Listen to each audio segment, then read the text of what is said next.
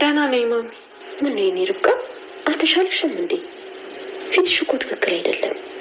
አረ ደህና ነኝ ማሚ። ትንሽ እኮ ራሴን አሞኝ ነው። እረፍት ማድረግ የምፈልገው አንቺ ስር ነው። ልክ እንደ እናቴ እግርሽ ላይ አስተኝተሽ ፀጉሬን እንድዳብሽኝ ይፈልግ።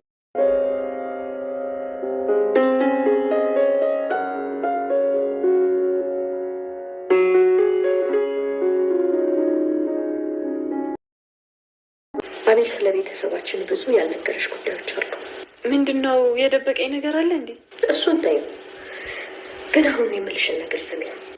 እሺ የምልሽ የኔ ርብቃ የቤቱን ስም በአንቺ ስም አዙሬዋለሁ። ምን እንዴ ማሚ? ቆይ ምን እያልሽ ነው? አዎ የኔ ርብቃ። ማም ቆይ እንዴት እንደዛ ታደርጊያለሽ? ይኸውልሽ የኔ ልጅ ይህን ጉዳይ በደንብ አስቤበት ያደረኩት።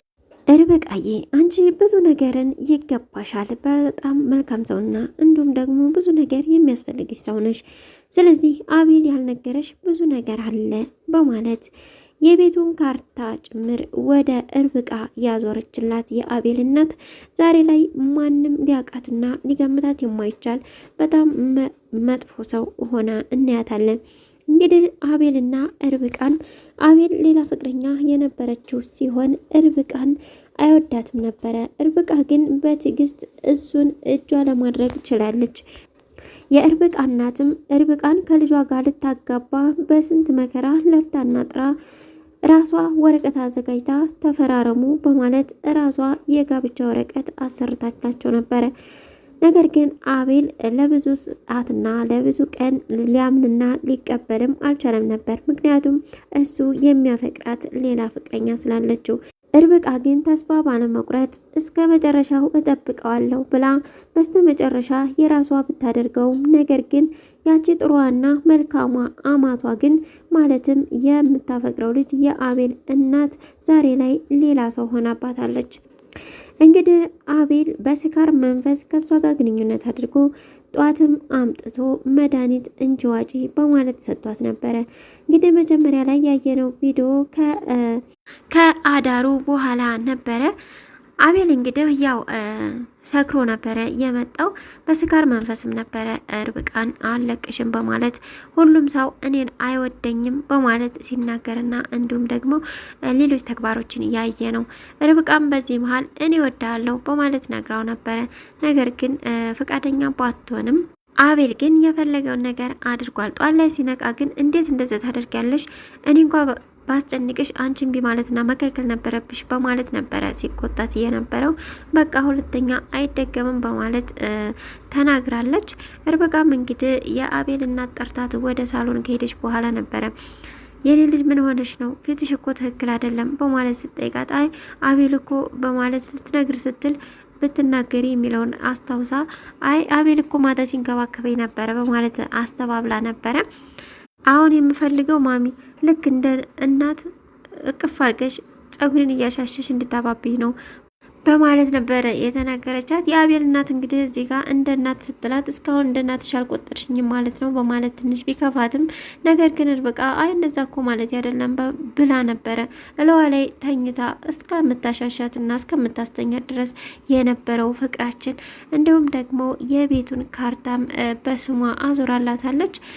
ርብቃ እንግዲህ እንዴት እንደዚህ ታደርጊያለሽ በማለት ብትነግራትም አንቺ እኮ የኔ ልጅ ሁሉ ነገር ይገባሻል፣ በጣም የሚገባሽ ልጅ ነሽ በማለት ነበረ እንግዲህ ያወዳደሰቻት። ያ ሁሉ ፍቅር እንግዲህ ዛሬ ላይ አልቆ ልክ አቤል ርብቃን ማፍቀር ሲጀምር እናትየዋ ደግሞ አሁን ላይ ተለያዩ እያለች ትገኛለች። የጋብቻውን ወረቀት ራሷ እናትየዋ እንዳሰራቸው ዛሬም ደግሞ የፍቺ ወረቀቱን ራሷ እናትየዋ በማዘጋጀት ያው ፊርማ ቅደዱ ተብለው ነበረ፣ ፈርሙም ተብለው ነበር። አቤል ግን ይሄ ነገር ሰላሜን እየነሳው ነው በማለት ነበረ ያን ወረቀት ቅድድ አድርጎ እየጣለው። የአቤልም እናት ርብቃን ወረቀቱን አንጪ በማለት ወደ ክፍሏ ሄዳ ነበረ የጠየቀቻት። ርብቃም እጅግ በመፍራትና በመንቀጥቀጥ አቤል እኮ ወረቀቱን ቀዶታል በማለት ነበረ እየነገረቻት። ያቺ መልካሟና ጥሩዋ ሴት እንዴት እንደዚህ ልትቀየር ቻለች በማለት እንግዲህ በተደጋጋሚ ምን አጥፍቼ ነው ማሚ እባክሽን እሺ ያጠፋሁት ነገር ካለ ይቅርታ እያለች ትጠይቃለች። ነገር ግን ይቅርታሽን ቀርጥፈሽ ቢዩ እያለቻት ነው የምትገኘው የአቤል እናት። እናት ማለት ነው። በጥፊም እንደመታቻት እንግዲህ ምርር ብላ ነበረ ያለቀሰችው። ስታለቅስም አቤል ከውጭ ይመጣል። ምንድነው በማለት እንግዲህ ርብቃን ሄዶ ያባብላታል። እናቱም እንግዲህ በቃ እንደዚህ ነው በማለት እጅግ ተናዳና ተበሳጭታ ደግሞ ወደ እሷ ተለጠፍክ ማለት ነው በማለት ትናገረዋለች። ቆይ ማሚ ምንድነው ችግርሽ? ምንድነው ሌላ ሰው እኮ ማናቃት ሰው እየሆንሽብን ነው፣ ምንድነው ችግርሽ እያለ ቢጠይቃትም ጭራሽ እያለች እናቱ ስትቆጣው በቃ ውጭልኝ ከቤት ከዚህ ክፍል ውጭልኝ በማለት ነበር እናቱን እንግዲህ እንድትወጣ ያስገደዳት። እናቱም ይችን ውጪ ያልክባትን ቃል እጥፍ ትመልሳለህ፣ እንድትቆጭ ነው የማደርግህ እያለችው ትገኛለች። የዛሬው ጥፊ ግን ለርብቃ እጅግ መልካምና ውብ ነበረ። ምክንያቱም በዚህ ጥፊ ምክንያት ነው አቤል ይዟት ወደ ውጭ የወጣው። ልብስሽን አዘጋጅ በማለት ነበረ ምንም ሳያንገራግር ይዞ የወጣው። መቲ ግን ይህን ነገር ስትሰማ ከዙዙ ስትሰማ አቤት ድረስ እስከ መምጣትም ድረስ ደርሳ ነበረ። እሪች ግን የርብቃን ደስታ እየፈጠረችና እንዲሁም ደግሞ ያሰቡትና ያቀዱት ነገር እንዲሆንላቸው እየተመኘች እንዲሁም ደግሞ ርብቃ የሚያስደስታትን ነገር ለአቤል እየነገረች አሁን ላይ ርብቃ እጅግ ደስተኛ ሆናለች። አሁን ከሄዱበት ወደ ቤት ይመለሱ ይሆን የሚለው ግን ጥያቄ አሳድሯል። እና ያቺስ መልካምና ደጓ አማቷ ዛሬ ላይ እንደዚህ የሆነችበት ምክንያት ምንድን ነው? አሁን ላይ ርብቃ እርጉዝ ናት። የአቤልም እናት እንግዲህ እዚህ ላይ አስበሽዋል፣ ልጅ ቡር ቢልበት እዚህ ቤት አሁን አዲስ ልጅ መወለድ አለበት እያለች እንደውም በሰላሙ ጊዜ ስትነግራት ነበር። አሁን ግን ርብቃ ስታረግዝ ነገሮች ሲደራረቡ አቤል ወደ ርብቃ ሲመለስ ቤቱ ደስታ በደስታ ሊሆን ሲል እናትየዋ እንደ ሴጣን ተነስታ ይህንን ነገር ፍጠሩ ማለቷ ለሁላችንም ገራሚና አስጊ ነው።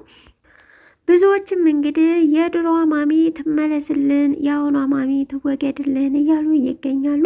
ለልጆቹም ራሱ እጅግ በጣም ግራ ተጋብተዋል። አለባበስሽ፣ የጸጉር ስታይልሽ፣ ሁሉ ነገርሽ እኮ በቃ ተቀየረ፣ ምን ሆነሽ ነው ግን እያሏት ቢጠይቋትም ነገር ግን እሷ ችግሬ ይሄ ነው ብላ ማስረዳት አልቻለችም ለልጆቹ። ነገር ግን አቤልና ርብቃ ግን እጅግ ደስተኛ ሆነው ጭራሽ የእናቱ እልህ አባብዞት የታገቢኛለች ጥያቄ ወደ ርብቃ አቅርቦላታል። ርብቃ ትቀበለዋለች አትቀበለውም የሚለውን እንግዲህ በነገው ዕለት የምናየው ነው የሚሆነው። ርብቃ መቼም ስታስበውና ስታቅደው የነበረ ነገር ስለሆነ መቼም እሺ ትለዋለች የሚል ሀሳብ ነው ያለኝ። አንዳንዶች ደግሞ አይ ርብቃ እሺ አትለው፣ ምክንያቱም እናቱን በጣም ፈርታለች፣ ይህ ነገር ስላስፈራት ቀለበቱን እንዳትቀበለው ትችላለች የሚልም ሰው አለ። እናንተም እንግዲህ የሚሰማችሁን በኮሜንት አስቀምጡልኝ። እስካሁን አብራችሁ ስለቆያችሁ እጅግ በጣም አመሰግናለሁ። ለቻናሉ አዲስ ከሆናችሁ